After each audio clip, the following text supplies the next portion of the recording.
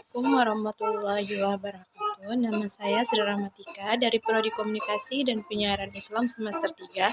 Di sini saya akan menjelaskan tentang dua teori komunikasi massa. Yang pertama Spiral of Silent Theory dan yang kedua Determinisme Teknologi Theory. Kita masuk ke teori yang pertama yaitu Spiral of Silent Theory atau teori spiral keheningan. Teori ini digagas oleh Elizabeth Neal Newman pada tahun 1974. Isi dari teori ini adalah bagaimana pengaruh media terhadap opini publik. Isi pesan dalam media telah mempengaruhi siapa kita saat ini.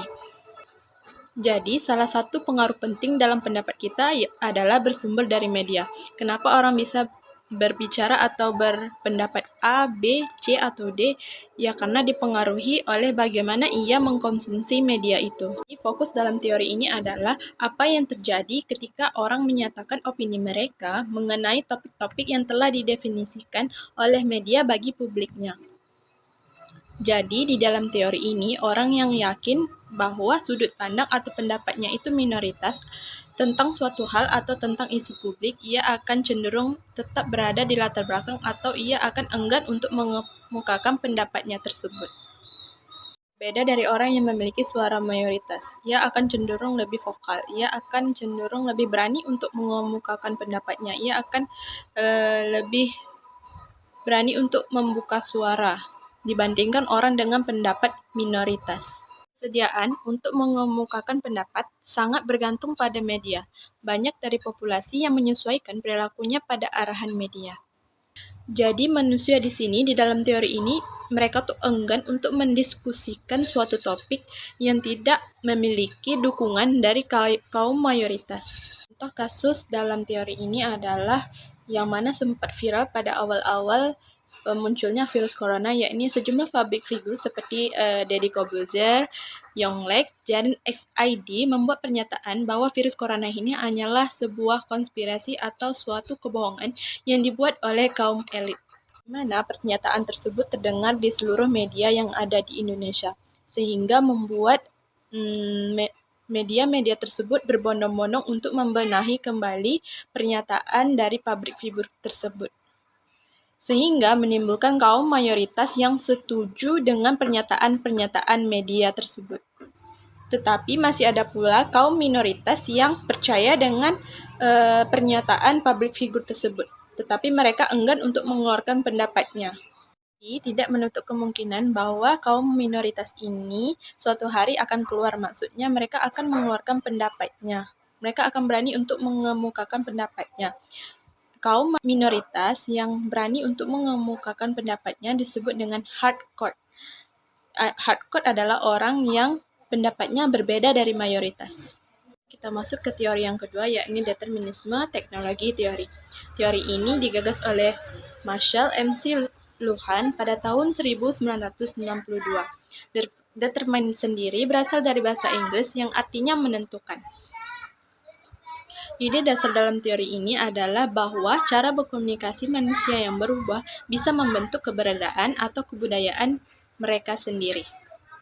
Dan teknologi adalah salah satu hal yang membuat manusia bisa berubah dari cara berpikir, bertindak, maupun berperilaku dalam masyarakat.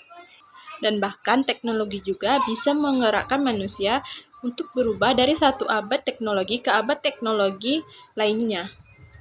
MC Luhan berpendapat bahwa kebudayaan atau budaya terbentuk atau dibentuk oleh cara berkomunikasinya manusia. Sehingga ketika cara berkomunikasi seseorang berubah, maka kebudayaannya juga akan berubah. Setidaknya ada 3 tahap bagaimana perubahan itu bisa terjadi. Yang pertama, penemuan teknologi menyebabkan perubahan budaya. Yang kedua, perubahan komunikasi manusia membentuk eksistensi kehidupan manusia. Yang ketiga, teknologi yang diciptakan oleh manusia bisa mengendalikan atau bahkan menguasai manusia itu sendiri.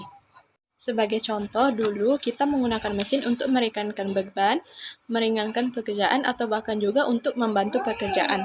Tetapi sekarang kita sudah dipengaruhi oleh mesin itu sendiri, apalagi dengan adanya revolusi industri.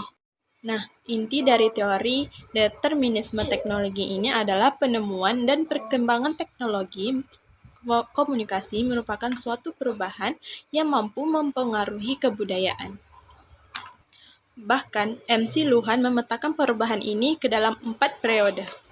Pertama adalah Triple Age atau manusia zaman purba.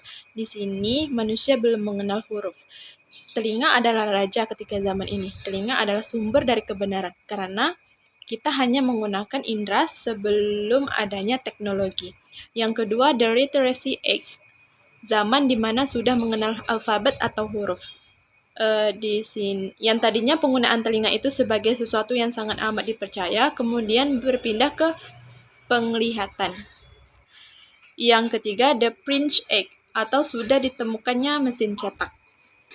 Sehingga apa yang sudah ditulis bisa dicetak dan juga sudah banyak disebar sehingga orang-orang bisa banyak membaca. Keempat adalah The Electronic Age atau zaman di mana teknologi sudah semakin canggih. Kenapa disebut Electronic Age? Karena teknologi sudah semakin canggih. Di era Electronic Age ini juga ditemukannya seperti radio, telepon, televisi, komputer, internet, dan lain sebagainya. Perspektif MC Luhan, media memiliki peran yang lebih penting daripada pesan yang disampaikan oleh media itu sendiri.